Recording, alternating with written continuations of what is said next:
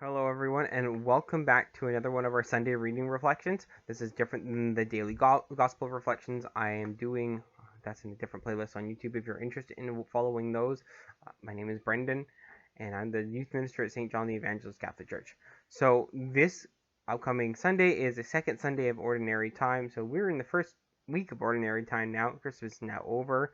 Uh, but what we do have here is this gospel reading, which is the reading from this Gospel of John, chapter 2, verses 1 to 12. And this is the wedding feast at Cana. It's a common reading that's used at Catholic weddings. My wife and I didn't use it, but it is still a very beautiful gospel to reflect on uh, for those who are married, and also for all of us, really, because something very significant happens at this wedding. So Jesus is at this wedding with his mother and his disciples, and they run out of wine. And when you run out of wine, you can't serve the guests the wine. It can be something that's very dishonorable, actually, to not have enough wine for the guests. And Mary goes to tell Jesus that they have no wine. She doesn't tell him what to do with that information. She just informs him of this information. And Jesus responds by saying, "What does it have to do with you and me? Because my hour has not yet come." Because realistically, what Mary's asking and implying for Jesus to do is to work some miracle at this wedding to make this couple not be dishonored.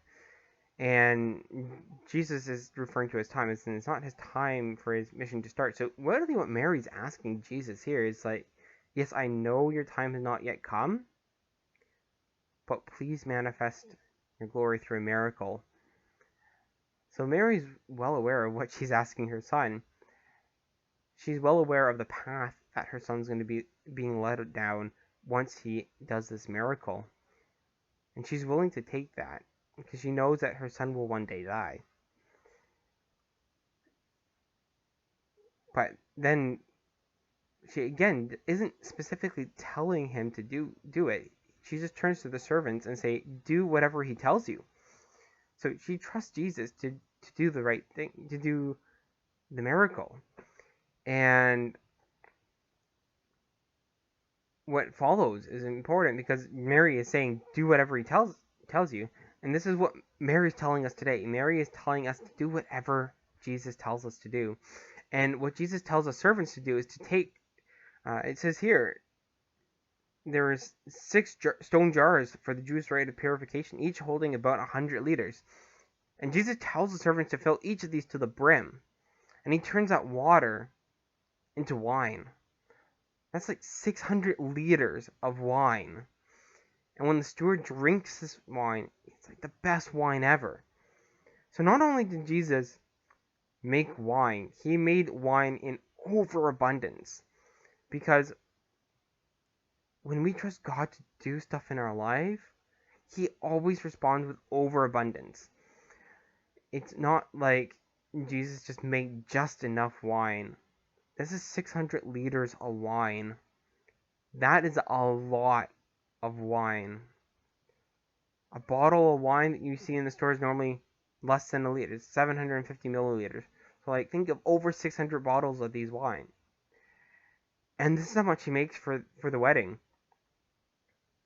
And this is really what Jesus is showing us. That when we ask, he will give in overabundance. His love for us is overfilling. And we don't just get, mediocre wine. We get the best wine. So when we have God in life, when he acts in our life, we get the best out of it. The best in overabundance. Especially when we listen to Mary's words, to do whatever he tells you. And this is where it connects to the second reading, which is from the letter of St. Paul to the Corinthians, the first letter, to be specific. And he talks about each of us having different gifts in the Spirit, and how some of us might have wisdom, other ones knowledge, and then faith, some healing, some to interpret tongues, some to speak in tongues. some gifts of working, miracles and prophecies. There's so many different gifts that we all have from the Holy Spirit, but we each don't have all of them. We have specific gifts, and we are supposed to use those gifts with each other to do whatever Jesus tells us. So this is where the second reading and the gospel comes together. When we use our gifts to do what Jesus tells us, this overabundance of love can fill our lives, fill the lives of others.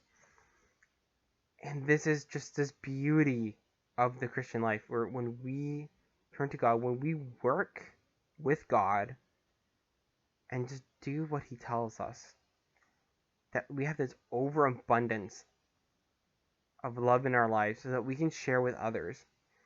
Just like I'm sure this married couple probably went around and told everyone, it's like, Jesus came to our wedding. He gave us the best of wine. It's just beautiful, good news. And this is what we're being called to. Whatever our state of life is, we're called to live the abundance of God's love for each of us and to show that love to everyone we come in contact with.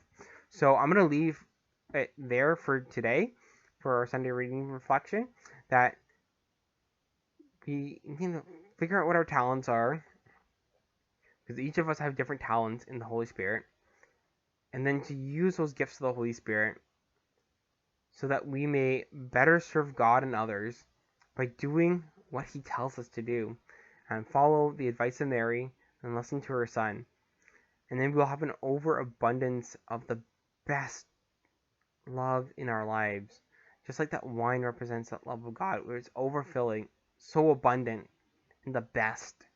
And this is what we are being called to in this reading and every day. So I encourage you to take this to prayer this week as you're reflecting on the upcoming Sunday readings. Keep that in mind. Know that I am praying for you. Please pray for me, and see you later. Bye.